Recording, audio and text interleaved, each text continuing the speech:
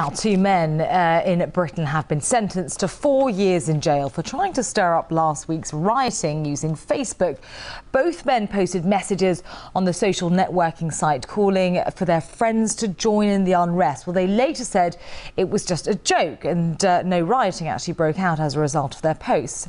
Let's cross live now to Bristol to talk to investigative journalist Tony Gosling for a bit more on this.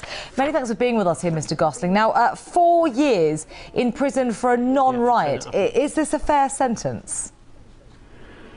Well, it's clearly a sentence which has been increased because of the whole of the circumstances.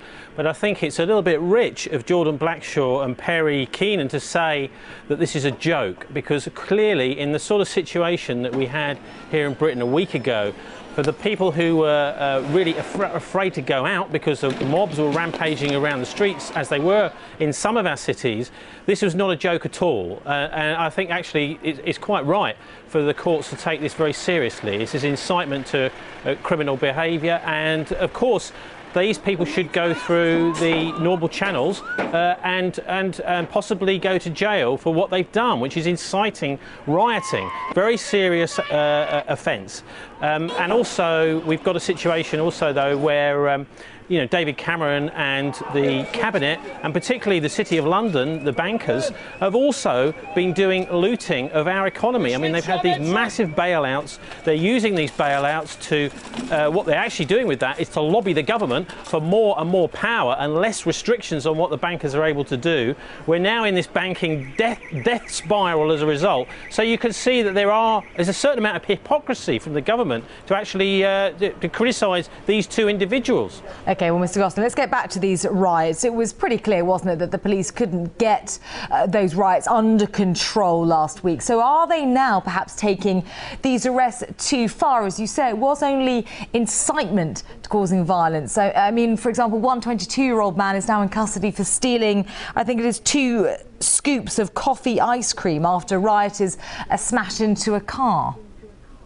Or a cafe. Well, that's right. This is very dangerous, I think, for the courts to be putting people down for numbers of years for very simple offences like stealing water, for example, is one of them. So I think actually what's going to happen is there's going to be a bit of a backlash against this stiff sentencing.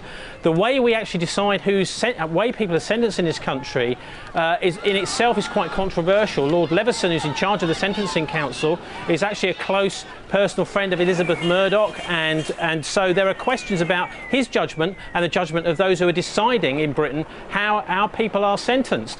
I think what will happen is, with certain of the more extreme cases with this rioting, is that people will actually get a lot less sentences, you know, much lower sentences, possibly even be released because they've been in jail for a certain amount of time after they've been to appeal. And I know at least one of these 2 Facebook people actually is going to be definitely appealing against this 4-year sentence.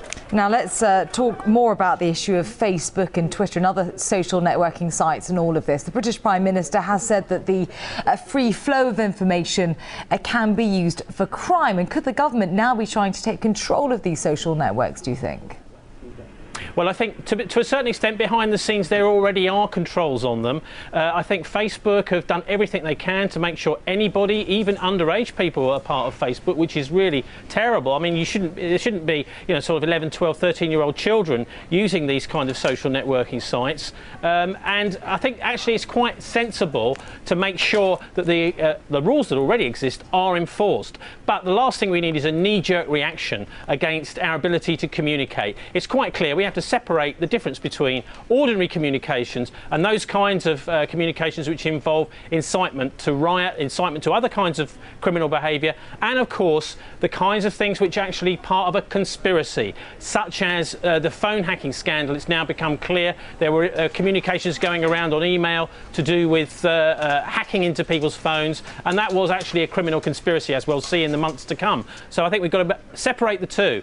Let everybody communicate freely, but if people are actually inciting criminal offences and making things worse, generally they are criminals and should be arrested as such. That doesn't mean to say you should then restrict the actual communication. Wait until people communicate and then arrest them if they've committed an offence. And of course, some are suggesting that with these accusations being levied against social networking sites by the British government, we're seeing something of a double standards taking place. The British government was very swift to praise such sites as Facebook and Twitter as tools for democracy during the Arab uprisings, but now considering prosecuting people in the UK for using the very same sites.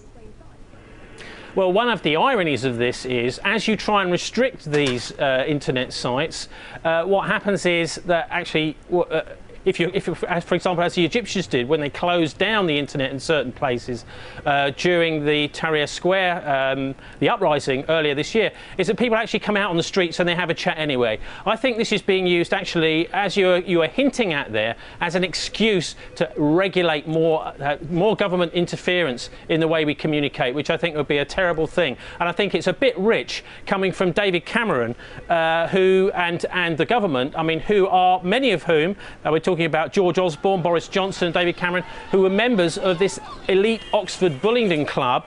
And I'll quote now, one of the things they said back in 1986 was that they smashed the place up and Boris set fire to the toilets. I think they should take a close look at themselves and their club that they used to be part of in Oxford, a drinking club where they would smash places up. One occasion, apparently, 2 bottles of wine were smashed each by these people in a pub. They look like vandals to me, so they shouldn't really go lecturing the rest of us. But moving away from university antics and talking more about what actually happened on the streets of London last week, which was very serious, why do you think that those riots happened in the first place? Do you think that there really is some sort of split in society taking place in the UK?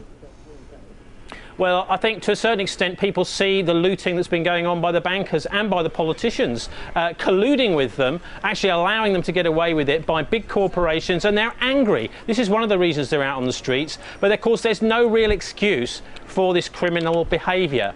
The anger is there. What we've got to do is address the anger, make sure our younger generation have got 100% chance of getting a decent job and have a future, because there's many of them out there right now, I can tell you, who are angry because they see no future in Conservative Britain. OK, Tony Gossing, investigative journalist, speaking to us from Bristol. Many thanks.